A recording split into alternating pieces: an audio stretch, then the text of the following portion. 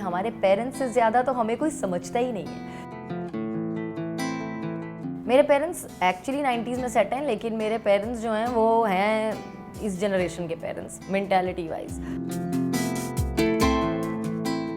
ये मिसअंडरस्टैंडिंग है कि मेरे पेरेंट्स मुझे अंडरस्टैंड नहीं करते। बच्चे को ये कॉन्फिडेंस होना चाहिए कि मैं फेल भी हो गई ना तो मेरे माँ बाप मुझे अगली बार फर्स्ट लाने के लिए मोटिवेट करेंगे। आप अपने बच्चों के पैर की बेड़ी ना बन के उनकी विंग्स बनिए। शी कॉल्स मी बेबी मम्मा। मैं आपकी लिटिल मम्मा हूँ जो मैं आपका ध्यान रखती हूँ। हमारी टेलीविजन की क्वीन जिन्होंने टेलीविजन पर अपनी एक ऐसी पहचान बना ली जिसे कोई अब तक मिटा नहीं पाया है और अब वो OTT पर भी राज करने आ गई है, ये है मेरी फैमिली के साथ। जी हाँ, मेरे साथ है Juhi Parmar ji. Welcome to Bollywood now ma'am. Thank you so much. So मेरा फर्स्ट क्वेश्चन यही है कि अब आप OTT में डेब्यू करने जा रहे हो। आप काफ़ी टाइम बाद एक आपने एक एरा देखा जो पहले था और जो एक अलग जनरेशन देखती थी और ये एक अलग जनरेशन देखेगी, तो क्या चेंज और आपने क्या एक्सपीरियंस किया इसमें? मेरे लिए तो सबसे कमाल की चीज़ ये है कि इस जनरेशन की लाइकिंग मैच करने के लिए अभी मुझे कह रहे हैं कि ये मेरा डेब्यू है, तो मतलब which means I am a fresher. So अगर मैं फ्रेशर हूँ तो मैं इनके साथ ऑलरेडी मैच कर जाऊँगी।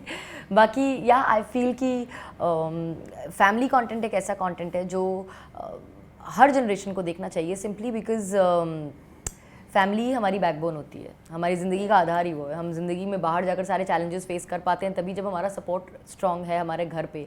अगर हमारी फैमिली लाइफ ठीक नहीं चल रही तो हम कुछ भी ठीक से फेस नहीं कर पाएंगे।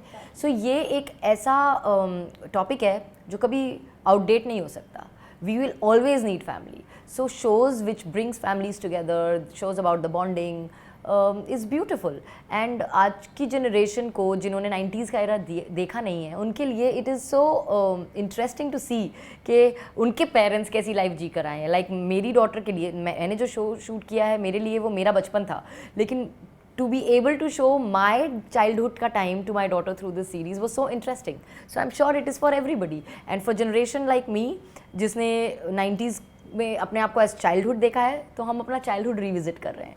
So for everybody it is very interesting and I feel कि content wise for every generation there is so much to offer on OTT and I'm very happy that now I am a part of it and I will have a lot more to offer to my viewers. Totally agree with you. So जो show है उसके अंदर जो आपकी बेटी है वो आपको किरण बेदी बुलाती है, तो क्या आप रियल लाइफ में भी कुछ वैसी कैरेक्टर है या आप एक स्ट्रिक्ट मॉम हो या काफ़ी कूल मॉम हो? जैसे रितिका निर्जा को किरण बेदी बुलाती है, ऐसे ही यू विल नॉट बिलीव मेरी बेटी मुझे क्या बुलाती है। शी कॉल्स मी बेबी मम्मा। सो वो बेबी मम्मा मुझे इसलिए बोलती है क्योंकि वो बोलती है मम्मा तो आप हो, तो जब स्ट्रिक्ट होना है तो आप बहुत हो, लेकिन वैसे आप बहुत बार बेबी भी हो, तो वो मैं आपकी लिटिल मम्मा हूँ जो मैं आपका ध्यान रखती हूँ। So actually there is a balance that I have to strike, क्योंकि रियल लाइफ में ना मैं ही नीरजा हूँ, मैं ही संजय हूँ। ये मेरी फैमिली में नीरजा है और संजय है, तो एक गुड कॉप है तो एक बैड कॉप है, लेकिन यहाँ मैं ही गुड कॉप हूँ, मैं ही बैड कॉप हूँ। मुझे ही प्यार करना है, मुझे ही नाराज़ भी होना है, मुझे ही डिसिप्लिन भी कराना है, मुझे ही बिगाड़ना भी है। सो वो जो बैलेंस स्ट्राइक करना है ना, वो पूरी जिम्मेदारी मेरे ही कंधों पर है। तो मैं रियल लाइफ में ये कह सकती हूँ कि डबल रोल प्ले कर रही हूँ। तो मैं स्ट्रिक्ट भी हूँ और मैं कूल भी हूँ, बस जब जैसी ज़रूरत है समय की नज़ाकत देखते हुए मैं वो वाला रोल प्ले करती हूँ। बिल्कुल, आप आई थिंक आप काफ़ी सही पेरेंटिंग कर रहे हो जिस हिसाब से आप मुझे बता रहे हो, बिकॉज नाउ मेरे पेरेंट्स जो है वो काफ़ी स्ट्रिक्ट रहे एक टाइम तक and then after 12 they were like cool कि ठीक है अभी now you are mature enough to live. But कभी कभी ऐसा होता है कि हम पेरेंट्स बच्चों को नहीं समझ पाते हैं, तो क्या कभी आपके साथ ऐसा हुआ है कि जैसे सीरीज़ में भी कितने बार आप रितिका को नहीं समझ पाई हो बट वो बैलेंस काफ़ी सीरीज़ में अच्छा मेंटेन किया है कि आप फिर से उसे समझने लगती हो, तो रियल लाइफ में भी कभी ऐसा होता है? आई थिंक ऐसा कभी नहीं होता कि पेरेंट्स बच्चों को नहीं समझ पाते। ऐसा एक जो कम्युनिकेशन गैप होता है ना, उस वजह से ऐसा लगता है कि हमारे पेरेंट्स हमको समझ नहीं रहे हैं, लेकिन लॉन्ग रन में हमेशा पता चलता है कि हमारे पेरेंट्स से ज़्यादा तो हमें कोई समझता ही नहीं है, क्योंकि आपको पैदा किया है उन्होंने। अगर वो आपको नहीं समझेंगे, आपकी हर धड़कन पे उन्हें फील होता है, आपको चोट लगती है तो उन्हें फील होता है, आपको दर्द होता है तो उन्हें फील होता है। कैसे बगैर बताए माँ समझ जाती है कि आज मेरा बच्चा उदास है, स्कूल में कुछ हुआ है क्या। तो पेरेंट्स नहीं समझते, ऐसा नहीं है, it's just parenting style different थी। पहले ना इतने कम्युनिकेटिव नहीं थे पेरेंट्स। मेरे पेरेंट्स 90s के हैं, लेकिन उन्होंने कभी बैठ के मुझसे ऐसे आई लव यू बेटा ये नहीं बोला है, कभी नहीं बोला है। But that doesn't mean that they don't love me, they love me the most in this world. But यहाँ मैं मेरी बेटी को अगर दिन में 10 बार आई लव यू ना बोलूँ तो मुझे लगता है कि आज मैंने आई लव यू बोला ही नहीं है। सो पेरेंटिंग स्टाइल चेंज होगी, we become more vocal, we become more expressive. पहले के पेरेंट्स सिर्फ एक्शंस में एक्सप्रेस करते थे। तो मैं ये कभी नहीं कहूँगी कि पहले ऐसे पेरेंट्स थे और अब ऐसे पेरेंट्स हैं, नहीं, it's just with time parenting style change हुई है, बाकी प्यार वही है। और जैसे रितिका को लगता था कि उसकी माँ उसे समझती नहीं है, लेकिन उसे समझ में आया कि सबसे ज़्यादा तो उसे उसकी माँ ही समझती है। वो एक सीन, जो सीन रितिका का और नीरजा का सबसे पॉपुलर हुआ है सीरीज़ में से भी, जो सब जगह वायरल हो रहा है रील्स पे भी, वो सीन देखकर आपको समझ में आता है कि ये वो औरत है जो यूं तो कमरा नहीं देती है अकेले, उसे छोटी छोटी बात में डांटती है, 2 चोटी क्यों नहीं बना रही हो, स्कूल में पढ़ाई क्यों नहीं करती हो। लेकिन जब वो टाइम आया जब रितिका को लगा कि सबसे ज़्यादा मेरी माँ गुस्सा करेगी मुझ पर, दैट वाज द टाइम जब उसकी माँ ने उसे गले लगाया है और बिना उसके बोले वो समझ गई है कि नो कुछ हुआ है। सो ये जो अंडरस्टैंडिंग है ना, ये बिना बोले ये पेरेंट्स में अपने आप होती है। जस्ट दैट बच्चे को ये समझने में थोड़ा टाइम लगता है कि okay my parents understand me. ये मिसअंडरस्टैंडिंग है कि मेरे पेरेंट्स मुझे अंडरस्टैंड नहीं करते। Totally agreed with you. So like आपके जो पेरेंट्स रहे हैं, सो जब आपने उन्हें बताया कि आपको एक्टिंग में आना है, ये इंडस्ट्री में आना है, सो यूजुअली पेरेंट्स का इस इंडस्ट्री में आने के लिए अलग व्यू पॉइंट्स रहता है। स्पेशली 90s के पेरेंट्स तो और ऑर्थोडॉक्स हुआ करते थे। तो आपके पेरेंट्स ने कैसे रिएक्ट किया था कि आप इसमें आना चाहते हो? मेरे पेरेंट्स एक्चुअली 90s में सेट हैं, लेकिन मेरे पेरेंट्स जो हैं वो हैं इस जनरेशन के पेरेंट्स, मेंटालिटी वाइज बहुत ही open minded, liberal, understanding and supportive हैं। तो जब मैं 12 साल की थी, जब मैंने उनको ये बता दिया था कि मुझे बड़े होकर एक्टिंग करनी है, और मुझे कोई घर में घमासान युद्ध नहीं हुआ था, मेरे घर में कोई तमाशे नहीं हुए, ड्रामा नहीं हुआ कि ये तुमने कैसे सोच लिया, ऐसा कुछ नहीं।